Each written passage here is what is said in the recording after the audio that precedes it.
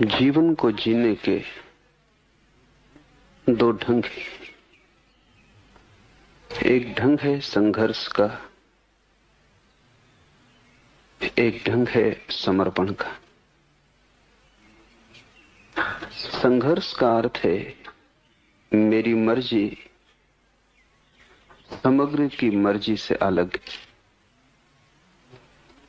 समर्पण का अर्थ है मैं समग्र का एक अंग हूं, मेरी मर्जी के अलग होने का कोई सवाल नहीं। मैं अगर अलग हूं, संघर्ष स्वाभाविक। मैं अगर इस विराट के साथ एक हूं, समर्पण स्वाभाविक है। संघर्ष लाएगा तनाव, अशांति, चिंता। समर्पण शून्यता, शांति, आनंद और अंततः परम ज्ञान। संघर्ष से बढ़ेगा अहंकार, समर्पण से मिटेगा। संसारी वही है जो संघर्ष कर रहा है, धार्मिक वही है जिसने संघर्ष छोड़ा और समर्पण किया। मंदिर, गुरुद्वारे, मस्जिद जाने से धर्म का कोई संबंध नहीं। अगर तुम्हारी वृत्ति संघर्ष की है, अगर तुम लड़ रहे हो परमात्मा से, अगर तुम अपनी इच्छा पूरी कराना चाहते हो, चाहे प्रार्थना से ही सही, पूजा से ही सही, अगर तुम्हारी अपनी कोई इच्छा है तो तुम अधार्मिक हो। जब तुम्हारी अपनी कोई चाह नहीं, जब उसकी चाह ही तुम्हारी चाह है, जहां वो ले जाए वही तुम्हारी मंजिल है, तुम्हारी अलग कोई मंजिल नहीं। जैसा वो चलाए वही तुम्हारी गति है, तुम्हारी अपनी कोई आकांक्षा नहीं। तुम निर्णय लेते ही नहीं, तुम तैरते भी नहीं, तुम तिरते हो। आकाश में कभी देखें, चील बहुत ऊंचाई पर उठ जाती, फिर पंख भी नहीं हिलाती, फिर पंखों को फैला देती और हवा में तिरती। वैसी ही तिरने की दशा जब तुम्हारी चेतना में आ जाती, तब समर्पण। तब तुम पंख भी नहीं हिलाते, तब तुम उसकी हवाओं पर तिर जाते हो, तब तुम निर्भर हो जाते हो। क्योंकि भार संघर्ष से पैदा होता है, भार प्रतिरोध से पैदा होता है। जितना तुम लड़ते हो उतने तुम भारी हो जाते हो, जितने भारी होते हो उतने नीचे गिर जाते हो। जितना तुम लड़ते नहीं उतने हल्के हो जाते हो, जितने हल्के होते हो उतने ऊंचे उठ जाते हो। और अगर तुम पूरी तरह संघर्ष छोड़ दो तो तुम्हारी वही ऊंचाई है जो परमात्मा की। ऊंचाई का एक ही अर्थ है निर्भर हो जाना, और अहंकार पत्थर की तरह लटका है तुम्हारे गले में। जितना तुम लड़ोगे उतना ये अहंकार बढ़ेगा। ऐसा हुआ कि नानक एक गांव के बाहर आकर ठहरे। वो गांव सूफियों का गांव था, उनका बड़ा केंद्र था। वहां बड़े सूफी थे, गुरु थे। पूरी बस्ती ही सूफियों की थी। खबर मिली सूफियों के गुरु को, तो उसने सुबह ही सुबह नानक के लिए एक कप में भरकर दूध भेजा।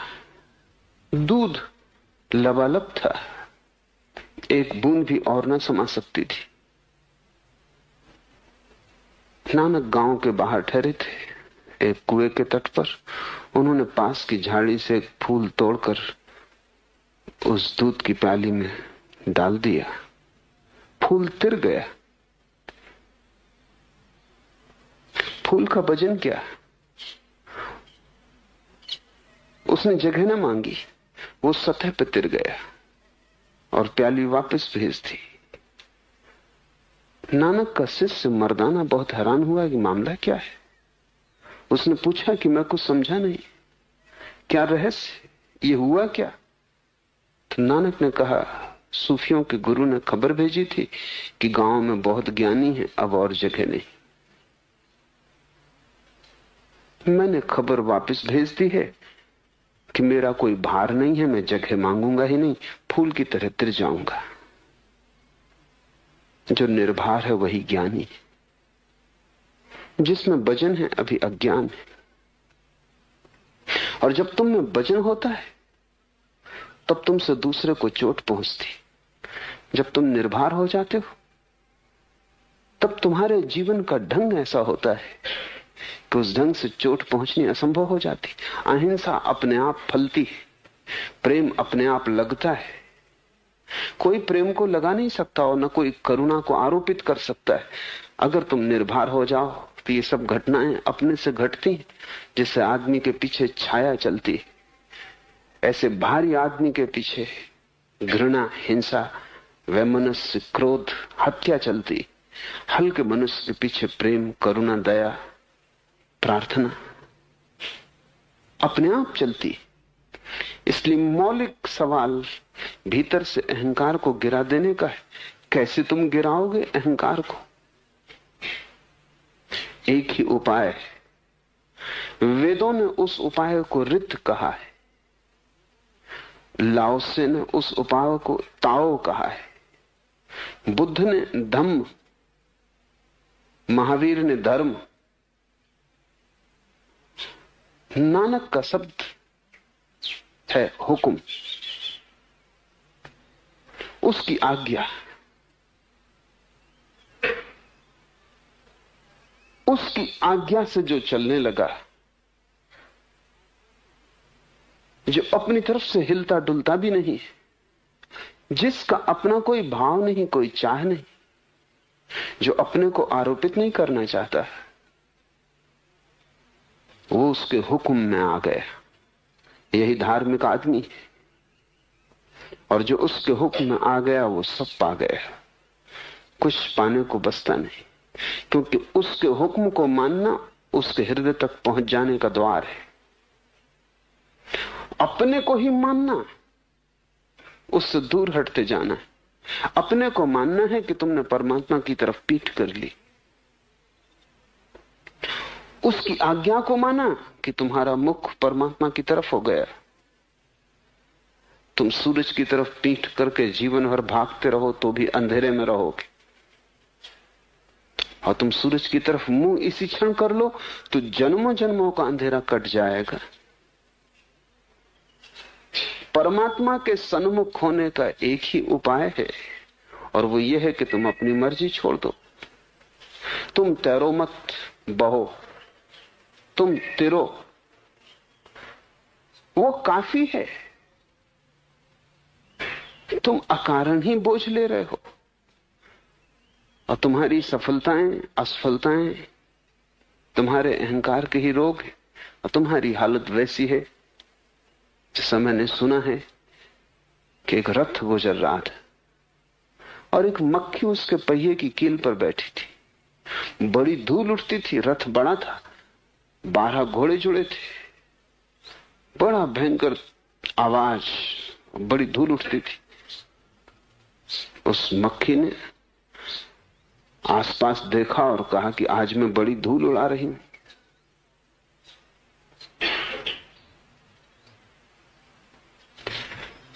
रथ से उड़ रही है धूल, मक्खी कील पर बैठी पर सोच रही है आज मैं बड़ी धूल उड़ा रही हूं। और जब इतनी धूल उड़ा रही तो इतनी ही बड़ी। तुम सफल भी होते हो उसके ही कारण।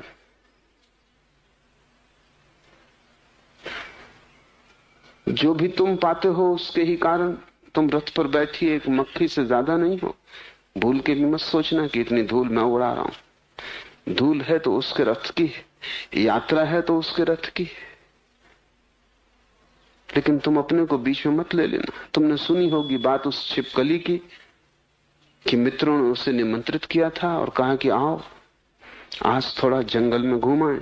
उस छिपकली ने कहा जाना मुश्किल है, क्योंकि इस छप्पर को कौन संभालेगा। छप्पर गिर जाएगा तो जिम्मेवारी मेरे ऊपर होगी। छिपकली सोचती है कि छप्पर को महल के वही संभाले हुए। छिपकली को लगता भी होगा।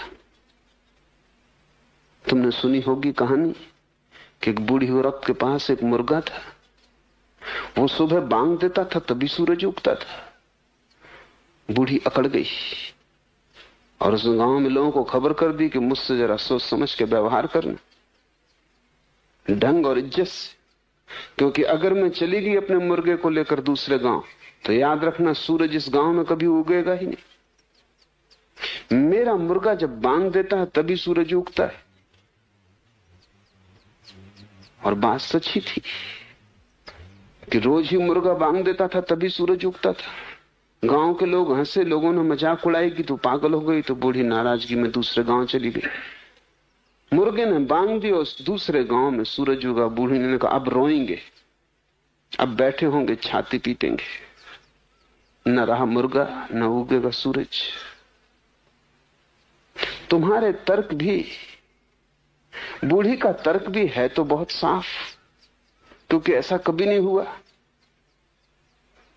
कि मुर्गे के बांग दिए बिना सूरज उगा हो। लेकिन बात बिल्कुल उल्टी है। सूरज उगता है इसलिए मुर्गा बांग देता है। बांग देने के कारण सूरज नहीं उगते। लेकिन बूढ़ी को कौन समझाए, तुमको कौन समझाए।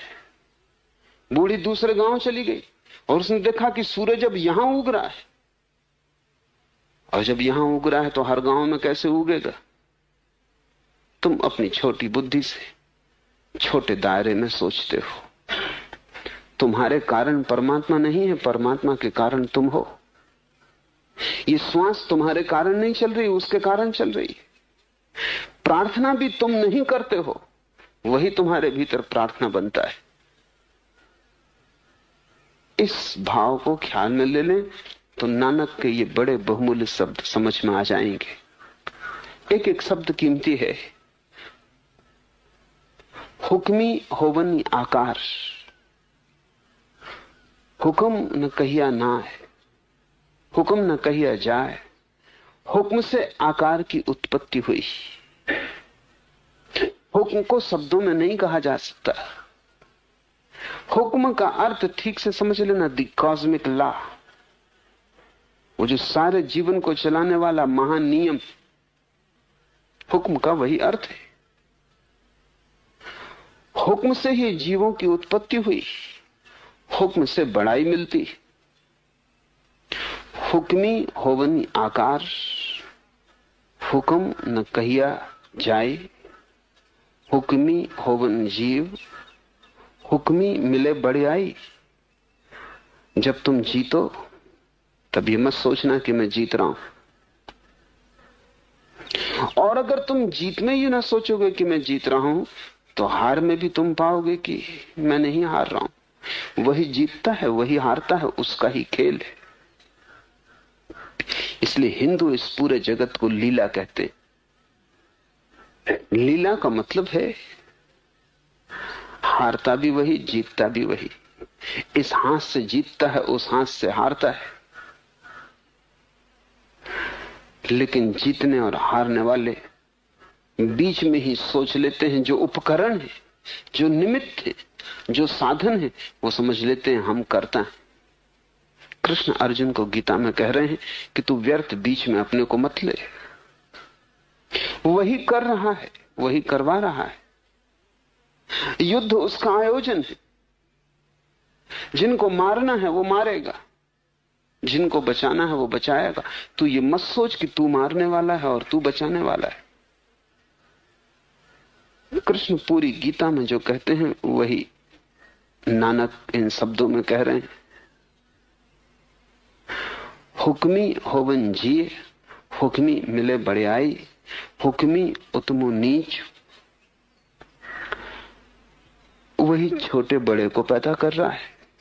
ये थोड़ा सोचने जैसा है। अगर वही छोटे बड़े को पैदा कर रहा है तो फिर कोई छोटा नहीं, कोई बड़ा नहीं, क्योंकि दोनों का बनाने वाला वही है। तुमने एक छोटी सी मूर्ति बनाई, तुमने एक बड़ी मूर्ति बनाई, बनाने वाले तुम ही हो। जब कर्ता एक है तो कौन छोटा कौन बड़ा, जब दोनों में उसका ही हाथ लगा है।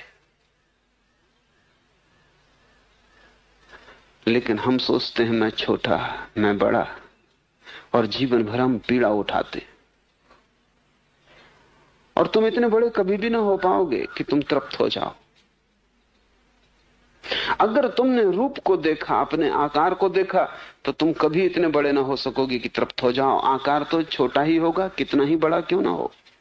लेकिन अगर तुमने निराकार के हाथ अपने आकार में देखे, तब तुम तत्क्षण बड़े हो गए।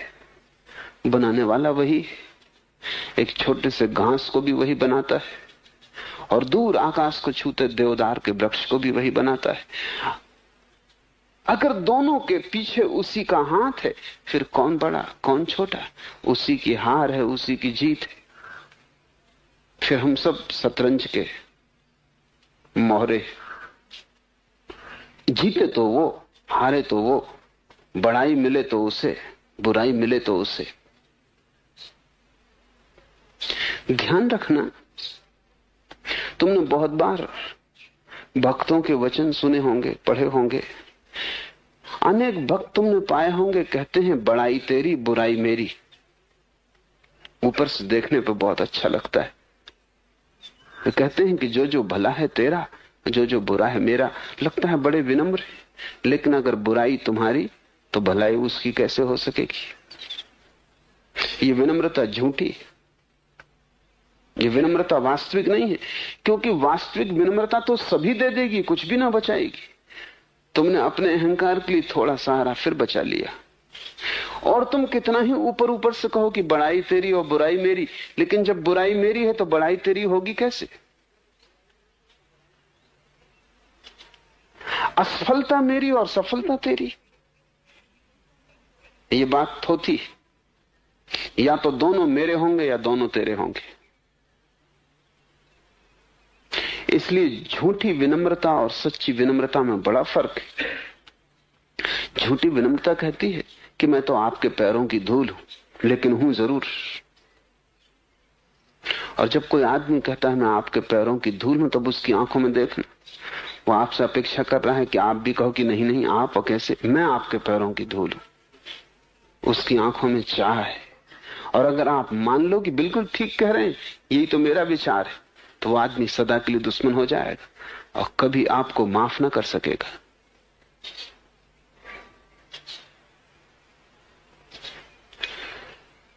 बड़ाई भी उसकी,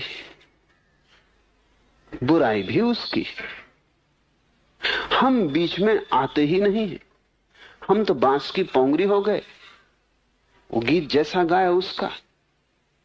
इतनी भी अकड़ क्यों अपनी बचा के रखना कि अगर भूल चूक होगी तो मेरी, तब तो मैं बच गया। तब तो थोड़ा सा मैंने अपने को बचा लिया। और मैं ऐसा रोग है कि तुम थोड़ा सा बचाओ वो पूरा बच जाता है। या तो उसे पूरा छोड़ो या वो पूरा बचता है। तुम उसकी रत्ती भी बचाओ तो वो पूरा का पूरा बचा हुआ है, वो कहीं गया नहीं, तुमने छिपाया है।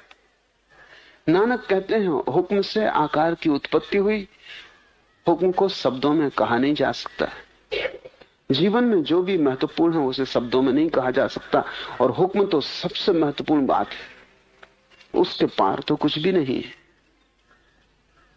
शब्द तो काम चलाऊ है, साधारण जीवन का काम चल जाता है, लेकिन असाधारण को शब्दों में प्रकट करने का कोई उपाय नहीं।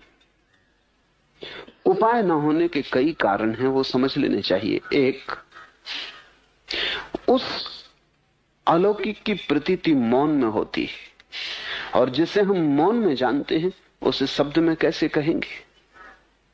शब्द और मौन विपरीत है। जब उसका अनुभव होता है तब भीतर कोई शब्द नहीं होते, तब परम सन्नाटा होता है। उस परम सन्नाटे में उसकी प्रतीति होती है। तो जिसको शून्य में जाना है उसको शब्द में कैसे बांधिएगा। माध्यम बदल गया। शून्य अलग माध्यम है, शून्य निराकार का माध्यम है। शब्द आकार है, सब शब्द आकार देते हैं, तो निराकार को आकार में कैसे बांधिएगा? इसलिए जिन्होंने भी जाना है उन्हें बड़ी अड़चन है, कैसे कहें उसे? ऐसा ही समझो कि तुमने एक सुंदर संगीत सुना,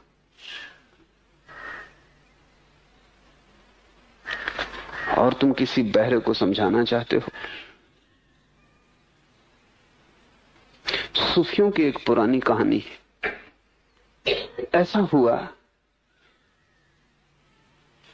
कि एक चरवाहा अपनी भेड़ों को एक पहाड़ के किनारे पे चरा रहा था। दोपहर हो गई, राह देखते देखते थक गया। उसकी पत्नी भोजन लेकर ना आई। ऐसा तो कभी ना हुआ था। भूख उसे जोर से लगी थी। फिर उसे चिंता भी पकड़ी कि कहीं पत्नी बीमार तो नहीं हो गई, कोई दुर्घटना तो नहीं हो गई। ऐसा कभी हुआ ही ना था, लेकिन वो था बिल्कुल वज्र बधिर, सुन नहीं सकता था। उसने आसपास देखा कि कोई आदमी हो, देखा कि एक लकड़हारा लकड़ी काट रहा है। वो झाड़ पे चढ़ा था। वो उसके नीचे पहुंचा और उसने कहा, मेरे भाई जरा मेरी भेड़ों का ध्यान रखना, मैं जरा घर हुआ हूं, पत्नी भोजन नहीं लाई है, दौड़ के अभी ले आऊंगा।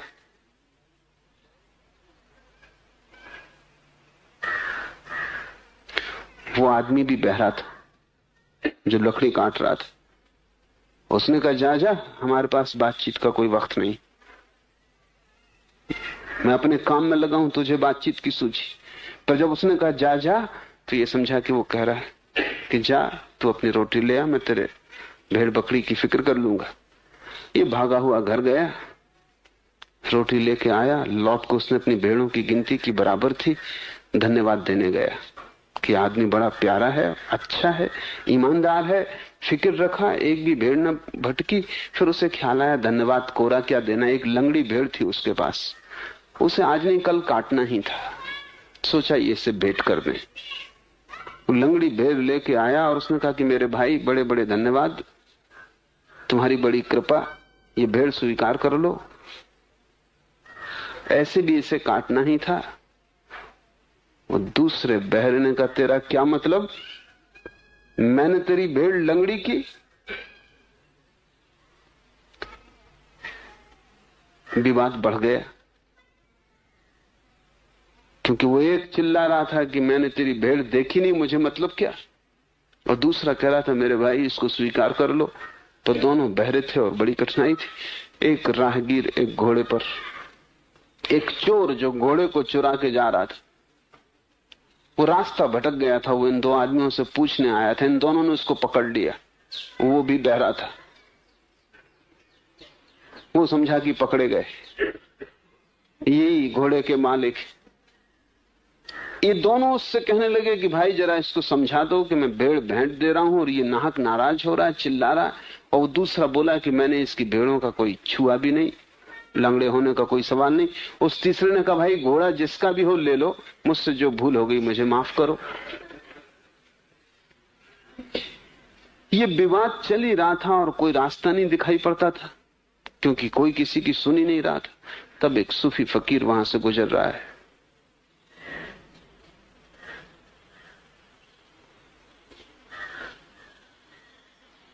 उसे तीनों ने पकड़ लिया और कहा कि हमारा मामला सुलझा दो। उसने मौन की कसम ले रखी थी, जीवन भर के लिए चुप हो गया था। समझ लिया उसने तीनों का मामला, लेकिन अब करे क्या? तो पहले उसने जो घोड़े पर सवार चोर था उसकी आंखों में गौर से देखा। उसने इतने गौर से देखा कि थोड़ी ही देर में घोड़े का चोर बेचैन होने लगा कि यह आदमी या तो सम्मोहित कर रहा है या क्या इरादे। वो इतना घबरा गया कि छलांग लगा अपने घोड़े पर चढ़ा और भाग गया। तब उस सूफी फकीर ने दूसरे आदमी की आंखों में देखा जो भेड़ों का मालिक था। उसको भी लगा कि यह आदमी तो बेहोश कर देगा, देखी जाता है अपलक। वो जल्दी से सिर झुका के अपनी भेड़ियों को खदेड़ के अपने घर की तरफ चल पड़ा। तब उसने तीसरे की तरफ देखा, वो तीसरा भी डरा। उसकी आंख बड़ी तेजस्वी थी। जो लोग चुप रहते हैं बहुत देर तक, उनकी आंखों में एक अलग तेज आ जाता है, क्योंकि सारी ऊर्जा इकट्ठी होती है और आंख ही अभिव्यक्ति का माध्यम रह जाती है। जब उसने गौर से देखा उस तीसरे की तरफ, वो भी डरा। उसने अपनी लकड़ी का बंडल बांधा और भागा। सूफी हंसता हुआ अपने रास्ते पे चला गया। सूफी ने मामला हल कर लिया 3 बहरों का, बिना बोले। यही संतों की तकलीफ है हमारे साथ। 3 बहरे नहीं है यहां, 3 अरब बहरे। और जो भी हम कह रहे हैं वो सब संगत असंगत, उसमें कुछ भी नहीं। कोई किसी की नहीं समझ रहा है। जिंदगी में संवाद तो हो ही नहीं रहा है, विवाद चल रहे हैं। संत क्या करें? जिन्होंने मौन रहना सीख लिया है वे क्या करें? बोलने का कोई उपाय नहीं है। वे कितना ही बोले, वो सूफी फकीर कितना ही बोलता तो भी वे 3 बहरे को समझ न पाते। 3 की जगह 4 उपद्रव वहां हो जाते। उसने सिर्फ आंख से गौर से उन्हें देखा। संतों ने सिर्फ तुम्हारी तरफ गौर से देखा है और हल करने की कोशिश की, और जो उनके भीतर समाया है वो तुम्हारी आंखों में उंडेलना चाहा है। इसलिए साध संगत की बात करते हैं नानक कि साधुओं के साथ रहो अगर समझना है जो उन्होंने जाना है। संगति करो, सत्संग करो। सुनने कहने से बहुत न होगा। कुछ कहा जाएगा, कुछ तुम समझोगे, लोग बहरे हैं। कुछ बताया जाएगा, कुछ तुम देखोगे, लोग अंधे हैं। तुम अपनी व्याख्या करोगे, तुम शब्दों को अपने अर्थ दे दोगे। नानक कहते हैं हुक्म न कहिया जाई, वो कहा नहीं जा सकता, फिर भी इशारे किए जा सकते हैं। ये इशारे, ये कहना नहीं है, ये इशारे। इन शब्दों में वो हुक्म नहीं है। ये शब्द तो मील के किनारे लगे पत्थर की तरह ये बता रहे हैं कि चले जाओ, आगे है मंजिल। लेकिन बहुत से लोग मील के पत्थर को पकड़ कर बैठ जाते। वो तुम भी कर सकते हो। तुम भी कर सकते हो कि रोज सुबह उठ के जप जी का पाठ करो और इसको दोहराते रहो और कंठस्थ कर लो। तुमने मील का पत्थर पकड़ लिया। ये तो इशारा है। इसे कंठस्थ करने से कुछ भी ना होगा। इसमें जो जिस तरफ इशारा है उस तरफ चलना पड़ेगा, यात्रा करनी पड़ेगी। धर्म एक यात्रा है। तुम चाहे जपजी को पकड़ो, चाहे गीता को, चाहे कुरान को, अगर तुम पकड़ के बैठ गए तो तुमने मील के पत्थर को छाती से लगा लिया। समझो और आगे बढ़ो। जैसे जैसे तुम आगे बढ़ोगे वैसे वैसे राज प्रकट होगा। हुक्म को शब्दों में नहीं कहा जा सकता। हुक्म से ही जीवों की उत्पत्ति होती है, हुक्म से ही बड़ाई मिलती है, हुक्म से ही कोई छोटा है कोई बड़ा है, हुक्म से सुख दुख की प्राप्ति होती है। थोड़ा सोचो, जब तुम्हें दुख मिलता है तो तुम किसी को जिम्मेवार ठहराते हो। अगर जिम्मेवार ही ठहराना है तो हुक्म को जिम्मेवार ठहराओ। पति दुखी है तो सोचता है पत्नी जिम्मेवार है, पत्नी दुखी है तो सोचती है पति जिम्मेवार है, बाप दुखी है तो सोचता है बेटा जिम्मेवार है। अगर जिम्मेवारी ही देनी है तो परमात्मा को दो, उससे छोटे में काम ना चलेगा। लेकिन बड़ा मजा है, तुम जब भी दुखी हो तो अपने आसपास जिम्मेवारी किसी के कंधे पे टांग देते हो, और जब भी तुम सुखी हो तब तुम खुद मानते हो कि मेरे ही कारण मैं सुखी हूं। ये तर्क किस भांति का है? सुखी हो तब तुम अपने कारण और दुखी हो तब किन्हीं और के कारण। इस वजह से ना तो तुम दुख को हल कर पाते हो और ना तुम सुख का राज खोज पाते हो, क्योंकि दोनों हालत में तुम गलत हो। न तो दूसरा जिम्मेवार है दुख के लिए और न तुम जिम्मेवार हो सुख के लिए। दोनों के पीछे परमात्मा जिम्मेवार है।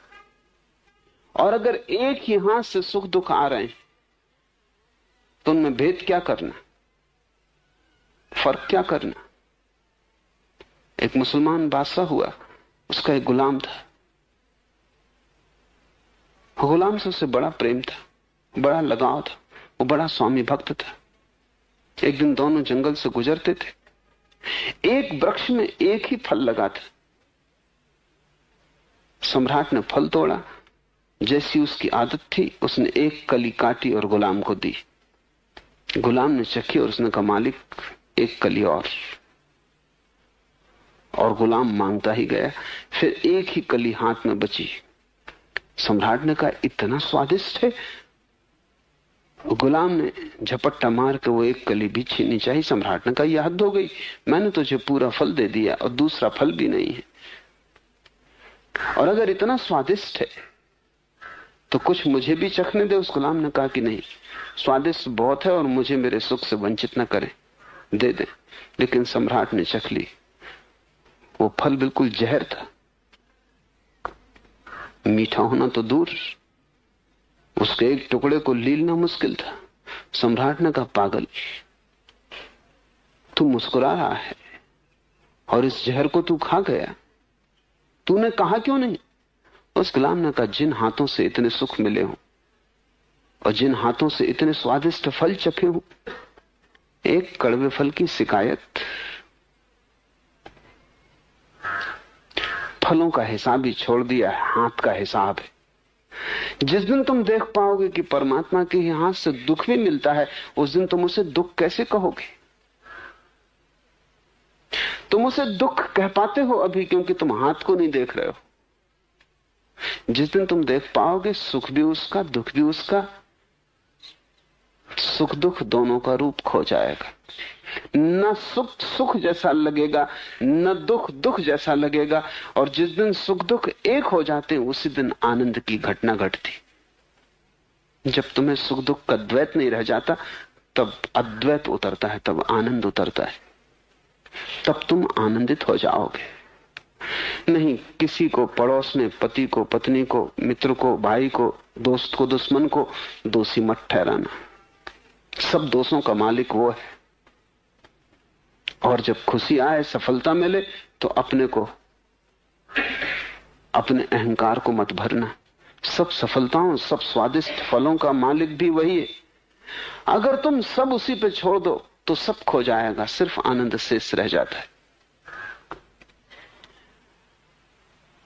हुक्म से कोई ऊंचा कोई नीचा, हुक्म से सुख दुख की प्राप्ति, हुक्म से ही कोई प्रसाद को उपलब्ध होता है, हुक्म से ही कोई आवागमन में भटकता है। सभी कोई हुक्म के अंदर है, हुक्म पे बाहर कोई भी नहीं। नानक कहते हैं, जो इस हुक्म को समझ लेता वो अहंकार से मुक्त हो जाता है। नानक हुक्म जे बुझे ता हऊ में कहे न कोई। क्योंकि जिसने ये सार की बात समझ ली कि सब उसी का है, तो मैं कहने को बचता ही कौन है। इसे थोड़ा समझे। तुम अहंकार को अनेक बार छोड़ना भी चाहते हो क्योंकि उससे पीड़ा मिलती है, फिर भी छोड़ नहीं पाते। क्या कारण होगा? क्योंकि उसी से तुम्हें सुख भी मिलता है, इसलिए अड़चन। अहंकार से दुख मिलता है, ये जाहिर है, क्योंकि जब कोई गाली देता है पीड़ा होती, वो पीड़ा अहंकार को होती। तुम छोड़ना भी चाहते हो। मुझसे लोग आते हैं, पूछते हैं कि दुख को कैसे छोड़ें, और ये भी कहते हैं कि समझ में आता अहंकार ही दुख है, कैसे छोड़ें। मैं उनसे कहता हूं, कैसे का सवाल ही नहीं। अगर तुम्हें सच में दिखाई पड़ता है अहंकार दुख है, तो तुम छोड़ ही देते, पूछना क्या है। लेकिन बात उलझी हुई है। कोई गाली देता है, अहंकार को दुख मिलता है, तुम छोड़ना चाहते हो। लेकिन फिर कोई फूल माला पहनाता है, तब अहंकार को सुख मिलता है। अहंकार आधा तुम छोड़ना चाहते हो, आधा तुम बचाना चाहते हो। उसी को निंदा अखरती है, उसी को प्रशंसा सुख देती है। भूल हो जाती है तो चोट लगती है, ठीक बात घट जाती है तो भली लगती है। लोग निंदा करते हैं, चारों तरफ अपमान करते हैं, खलता है। लोग प्रशंसा करते हैं, यशगान करते हैं, गीत गाते हैं, गुणगान करते हैं, बड़ा भला लगता है। दोनों ही घटनाएं अहंकार को घट रही हैं। और तुम्हारी मुसीबत यह है कि तुम अगर अहंकार छोड़ो तो दुख भी मिट जाएगा, सुख भी मिट जाएगा। सुख को तुम बचाना चाहते हो, दुख को तुम मिटाना चाहते हो। ये कभी हुआ नहीं, कभी होगा नहीं। दोनों ही साथ जाएंगे। एक ही सिक्के के दो पहलू हैं। एक पहलू को तुम बचाना चाहते हो, दूसरे को फेंक देना चाहते हो। ये कैसे होगा? फेंकते हो, उठा लेते हो क्योंकि वो दूसरा पहलू भी हाथ से जाता है। हाथ में रखते हो, फेंकना चाहते हो क्योंकि वो दुख वाला पहलू भी हाथ में रह जाता है। अहंकार को समझो, सुख भी वही देता, दुख भी वही देता। और अगर तुम दोनों परमात्मा पर छोड़ दो, जहां से कि वास्तविक स्रोत है जीवन का, अगर तुम सब उसी पर छोड़ दो तो तुम्हारे मैं को बचने की जगह कहां रह जाएगी? तुम कैसे कहोगे मैं हूं? मैं कृत्यों का जोड़ है। तुमने जो जो किया है उसका इकट्ठा जोड़ मैं कोई वस्तु नहीं है। सिर्फ बहुत बहुत कृत्यों की पड़ी हुई जोड़ी हुई धारणा है। तुम्हारा अतीत, तुमने जो जो किया है उसका जोड़ अहंकार है। अगर सारा कर्तृत्व तुम छोड़ दो और तुम कह दो कर्ता तू है, कर्ता पुरुष, मैं केवल माध्यम हूं, फिर कैसे अहंकार? जो उसने करवाया वो मैंने किया, जो उसने नहीं करवाया वो मैंने नहीं किया। पापी बनाया तो पापी। इसे थोड़ा समझो, क्योंकि नानक बड़ी अनूठी बात कह रहे हैं। वो ये कह रहे हैं हुक्म से ही कोई प्रसाद को उपलब्ध होता, ज्ञान को, और हुक्म से ही आवागमन में भटकता है। नानक ये कह रहे हैं कि अगर तुम पापी हो तो भी मत सोचो कि मैं पापी हूं, क्योंकि उसकी मर्जी। ये बड़ी खतरनाक बात है, क्योंकि तुम कहोगे ऐसे तो लोग पाप करने लगेंगे और लोग कहेंगे उसकी मर्जी। लेकिन यही तो मजा है कि जिसने जान लिया उसकी मर्जी, उससे फिर जो भी होता है वही पुण्य।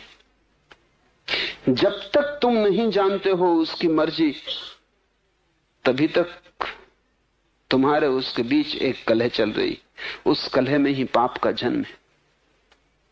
उस कलह से ही सारा दुख खुद को और दूसरे को देने की स्थिति बनती है। जिस दिन तुमने सब उस पर छोड़ दिया, उसी दिन पाप तिरोहित हो जाता है। पाप तुम्हारे और परमात्मा के बीच हो रहे संघर्ष का फल, लेकिन छोड़ना पड़ेगा उसे। नानक कहते हैं वह भी उसी के द्वारा हो रहा है। तुम पापी हो तो वही, तुम पुण्यात्मा हो तो वही। ना तो तुम सोचो कि पुण्य मैंने किया है, और ना तुम सोचो कि पाप मैंने किया है। मैंने किया है, यही बात भ्रांति है। एक ही अज्ञान है, मैंने किया है, और एक ही ज्ञान है कर्ता पुरुष, कि वो पुरुष करता है, मैं केवल माध्यम हूं। हुक्म से बाहर कोई भी नहीं, सभी कोई हुक्म के अंदर है। हुक्म अंदर सबू को, बाहर हुक्म न कोई। और नानक कहते हैं जो इस हुक्म को समझता है वो अहंकार से मुक्त हो जाता है। कोई उसके बल का गान करते हैं, जिनमें गुणगान करने का बल है। कोई उसके दान का गीत गाते हैं और दान को उसका प्रतीक मानते हैं। कोई उसके गुण और सुंदर बड़ाइयों को गाते हैं, कोई उस विद्या को गाते हैं जिसका विचार कठिन है। कोई ये गाते हैं कि वो शरीर रचता है और उसे फिर खाक कर देता है। कोई गाते हैं कि जीव फिर उससे ही देह ग्रहण करता है। कोई गाते हैं कि वो बहुत दूर दिखाई देता है, और कोई गाते हैं कि वो हमें देखता है और सर्वव्यापी। उसके गुणगान का अंत नहीं आता, यद्यपि करोड़ों लोग करोड़ों ढंग से कथन करते हैं। दाता देता ही चला जाता है, लेने वाले लेते लेते थक जाते हैं। युग युगांतर से जीव उसको भोग रहे हैं, पर उसका अंत नहीं। वह हुक्मी हुक्म से पथ निर्देश करता है। नानक कहते हैं वह बेपरवाह और आनंदित है।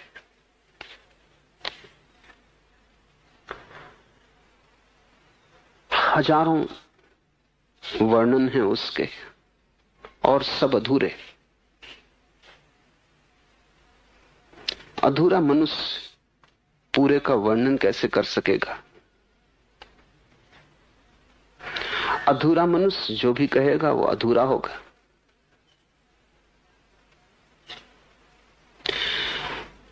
अंशी की खबर अंश से कैसे मिलेगी? अंश जो भी कहेगा वो अंश की ही समझ होगी। परमाणु परमात्मा को कैसे जानेगा? जानेगा भी तो भी परमाणु की ही बुद्धि होगी। तो जो गीत गा सकते हैं वो उसके गुणों का गीत गाते हैं, लेकिन फिर भी वो जो अज्ञात है अज्ञात ही रह जाता है। उपनिषद थक गए, गीता थक गई, कुरान थक गया, बाइबल थक गई। वो अनिर्वचनीय ही बना है। अब तक हम उसका पूरा गुणगान नहीं कर पाए। सब शास्त्र अधूरे होंगे ही, अनिवार्यता होंगे, क्योंकि सभी शास्त्र मनुष्य की चेष्टाएं उस अनंत को प्रकट करने की। सूर्य निकला है, चित्रकार उसका चित्र बनाता है, कितना ही ठीक बनाए तो भी उस चित्र से रोशनी तो न मिलेगी। और अंधेरे में रख के तुम बैठ जाओ तो तुम इस आशा में मत रहना कि घर प्रकाश से भर जाएगा। कोई कवि उस सुबह के निकलते सूरज का मधुर से मधुर गीत गाए, उसके गीत में बड़ी गंभीरता हो, उसके गीत में बड़ी गहराई हो, उसका गीत हृदय को छुए, तुम उस गीत को गाते रहना अंधेरे में बैठ के तो भी रोशनी न मिलेगी। परमात्मा के संबंध में गाए गए गीत, रचे गए चित्र बस ऐसे ही हैं। सब चित्र अधूरे, सब गीत अधूरे। कोई गीत पूरा उसे कह ना पाएगा, क्योंकि किसी भी गीत में हम उसकी जीवंतता को ना उतार पाएंगे। शब्द थोथे हैं, थोथे ही रहेंगे। तुम्हें प्यास लगी हो तो शब्द पानी से ना बुझेगी। तुम्हें भूख लगी हो तो शब्द अग्नि पर रोटी ना पकेगी। और तुम्हें परमात्मा की अभीप्सा पैदा हो गई हो तो शब्द परमात्मा काफी नहीं। काफी उन्हीं को है जिन्हें अभीप्सा नहीं। इसको ठीक से समझ लो। अगर तुम्हें प्यास नहीं लगी है तो शब्द पानी भी काफी है, H2O भी काफी है। अगर प्यास लगी तब अड़चन शुरू होती है। तब न तो H2O काम देगा, न पानी काम देगा, न जल काम देगा, न वाटर काम देगा। तुम दुनिया भर के सब शब्द इकट्ठे कर लो, कोई 3000 भाषाएं, 3000 शब्द पानी के लिए, सब इकट्ठे कर लो, उनको कंठ से बांध लो, तो भी बूंद प्यास उनसे न बुझेगी। लेकिन अगर प्यास न लगी हो तो तुम शब्दों से खेल सकते हो। दर्शन शास्त्र उन लोगों का खेल है जिन्हें प्यास नहीं लगी, और धर्म उनकी यात्रा है जिन्हें प्यास लगी है। इसलिए दर्शन शास्त्र शब्दों से खेलता है, धर्म शब्दों से नहीं खेलता। धर्म तो शब्दों का इशारा जिस तरफ है उस यात्रा पर जाता है। सरोवर की तलाश है, सरोवर शब्द का क्या करेंगे? जीवन की खोज है, जीवन शब्द से क्या होगा? कोई गा नहीं पाया उसे पूरा, कोई बता नहीं पाया उसे पूरा। उसकी सब मूर्तियां अधूरी हैं, कोई उसे बना नहीं पाया पूरा, बनाएगा भी कैसे? थोड़ा ऐसे समझो। एक दर्शन शास्त्रियों के सामने एक बड़ा गहन सवाल रहा है, और वो सवाल है कि अगर एक यात्री हिंदुस्तान आता है तो हिंदुस्तान का नक्शा हम उसे दे देते हैं, वो जेब में रख लेता नक्शा हिंदुस्तान को तो जेब में न रख सकोगे। वो नक्शा जेब में रख लेता है। उस नक्शे से हिंदुस्तान का मेल क्या है? क्या वो नक्शा हिंदुस्तान जैसा है? अगर हिंदुस्तान जैसा है तो हिंदुस्तान जैसा बड़ा होगा, और अगर हिंदुस्तान जैसा नहीं है तो उसे हिंदुस्तान का नक्शा क्यों कहते हो? नक्शे का उपयोग क्या है? अगर वो बिल्कुल हिंदुस्तान जैसा हो तो उसका कोई उपयोग ही नहीं, क्योंकि उसको जेब में न ले जा सकोगे, उसको कार में बैठ के उपयोग न कर सकोगे, वो दूसरा हिंदुस्तान हो जाएगा। और अगर वो हिंदुस्तान जैसा नहीं है तो बड़ी हैरानी की बात है, वो काम कैसे आता है? नक्शा प्रतीक है। वो ठीक हिंदुस्तान जैसा नहीं है, फिर भी हिंदुस्तान के संबंध में रेखाओं के माध्यम से कुछ इंगित करता है, इशारे करता है। तुम पूरा हिंदुस्तान घूम के भी हिंदुस्तान का नक्शा कहीं ना देख पाओगे। जहां भी जाओगे हिंदुस्तान मिलेगा, नक्शा नहीं। लेकिन अगर नक्शा पास है तो यात्रा सुगम हो जाएगी। लेकिन नक्शे को मान के चलना पड़ेगा। नक्शे को छाती से रख के बैठने से कुछ भी ना होगा। और दुनिया भर के धार्मिक लोग नक्शों को छाती से रख के बैठ गए, जैसे नक्शा सब कुछ है। धर्म शास्त्र नक्शा है, मूर्तियां नक्शे, मंदिर नक्शे, उनमें कुछ इशारे छिपे। अगर इशारे चूक जाएं तो नक्शे बोझ। हिंदू अपने नक्शे ढो रहा है, मुसलमान अपने नक्शे ढो रहा है। न हिंदू यात्रा कर रहा, न मुसलमान यात्रा कर रहा है। नक्शे इतने हो गए कि यात्रा अब हो ही नहीं सकती। या तो नक्शों को ढो तो तुम चल नहीं सकते। नक्शे संक्षिप्त चाहिए, छोटे चाहिए, और नक्शों की पूजा करने का कोई अर्थ नहीं है। उनका उपयोग करना है। नानक ने हिंदू और मुसलमान दोनों नक्शों में जो सार था उसको निचोड़ लिया। हिंदू को, नानक को ना तो तुम हिंदू कह सकते हो ना तुम मुसलमान कह सकते हो। नानक दोनों है या दोनों नहीं है। और नानक को समझने में लोगों को बड़ी मुश्किल हुई। नानक के संबंध में पुरानी युक्ति है, बाबा नानक साहब फकीर, हिंदू का गुरु, मुसलमान का पीर। वो दोनों हैं।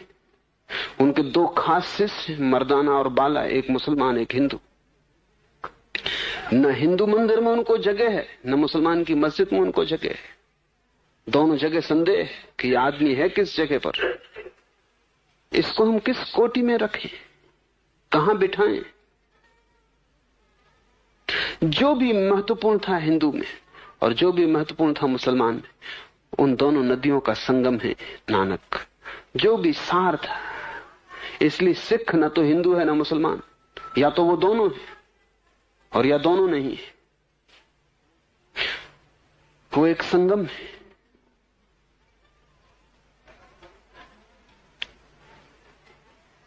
ये जो संगम है, इस संगम को समझना और कठिन हो जाता है,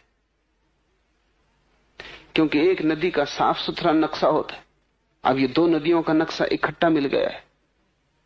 इसलिए कुछ वचन खबर देते हैं इस्लाम की, कुछ वचन खबर देते हैं हिंदुओं की, और दोनों मिलकर और धूमिल हो जाते हैं। ये धूमिलता तभी हटेगी जब कोई प्रयोग में उतरेगा, तो धीरे धीरे बात साफ होती जाएगी। अगर तुमने छाती पर रख लिए शास्त्र, जैसा कि हो गया है, सिख पूज रहा है शास्त्र को, इसलिए ग्रंथ ही गुरु हो गया है। और बड़े मजे की बात है कि हम भूलों को कैसे पुनरुक्त करते। नानक मक्का गए तो मक्का के प्रधान पुरोहित ने आके उनको कहा कि अपने पैर दूसरी दिशा में करो, तुम्हारे पैर पवित्र पत्थर की तरफ है, काबा की तरफ है। तो कहानी है कि नानक ने कहा परमात्मा जहां ना हो वहां मेरे पैर कर दो।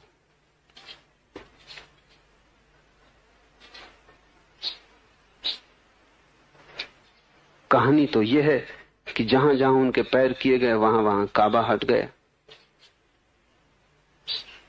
लेकिन यह प्रतीक है, अर्थ इतना ही है कि तुम पैर कहीं भी करोगे वहीं परमात्मा है, तो पैर कहां करोगे?